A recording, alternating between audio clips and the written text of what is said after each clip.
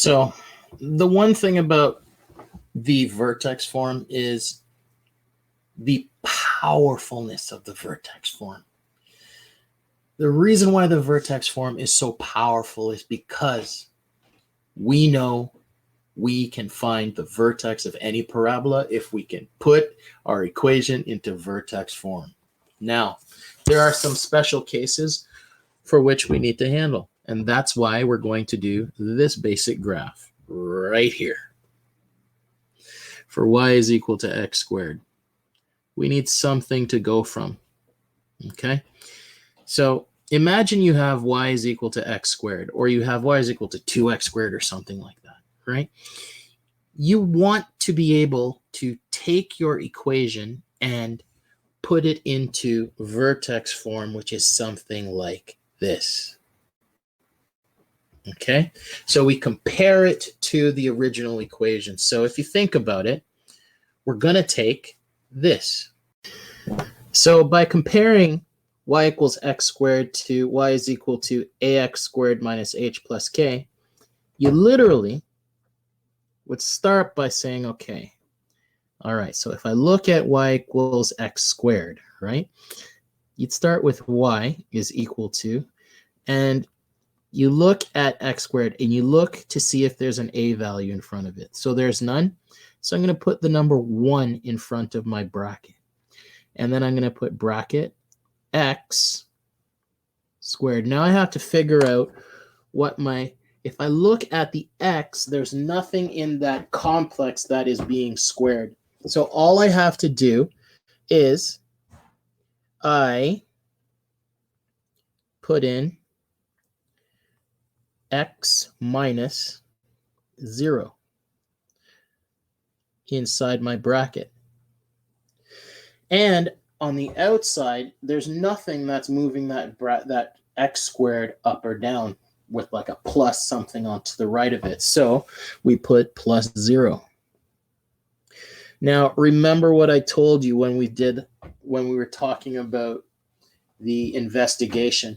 We said that the steps for the basic parabola was 1, 3, and 5. So if I wanted to quickly graph this parabola, this is what I would do. First, you go and find your point 0, 0 for your vertex. Then, just like when we were dealing with lines, we went over one and then went up a certain amount. But this time we have a pattern we must follow. Over one, and we go up one. There's our next point. Now we go over 1, and now the next value we have to do is go up 3. So 1, 2, 3. So that's at position 4 here. And then we do the same again for the third point. Over 1, up 5, gives us 9.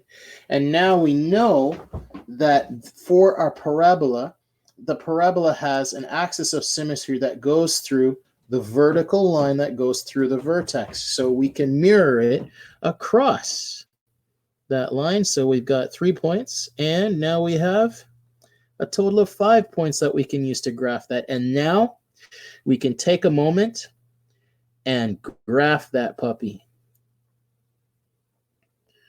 And when we graph, oh geez, I messed up. So there's my point. And now I'm going to graph my parabola. And there is my parabola, y is equal to x squared. Now, we can use the same idea for the second equation that we have on our chart there. So if you look at it, our new chart, ooh, that looks nice. Our new value of y is equal to x plus 5 squared plus 2 has to look like that other equation, y equals ax squared plus k. So let me pause that. So I have to take that basic equation now, and I have to basically match it to ax ax minus h squared plus k. Now, let me show you how this works with this specific problem. So I'm just going to copy that and bring it over. All right, so when it looks like this, our original equation is, if you think about it, you go y is equal to, if there's nothing in front of the bracket, we're just going to put a 1 in front here. So immediately this tells us that the steps for this parabola are 1, 3, and 5. But we need to know what the basic vertex is. The vertex, we remember, is the opposite of what we see inside the bracket. So for the x value, so we got -5, and the k value outside is exactly the same as before, so we're going to put 2. So now what we have to do is we have to go and take a look at this chart, move 5 to the left, and down 2. So -5 and up 2 is right here. So there's my first point. My steps for my parabola are 1, 3, and 5. To the right 1, up 1. To the right 1, up 3. And then we can do the same for the other side because we know that the axis of symmetry is going through right here.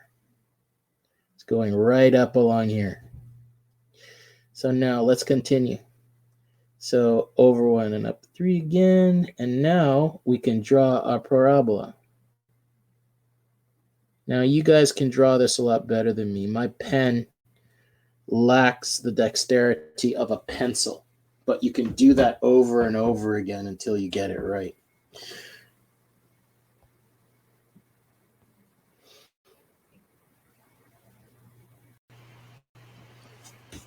So now I leave you to do these last 2 graphs.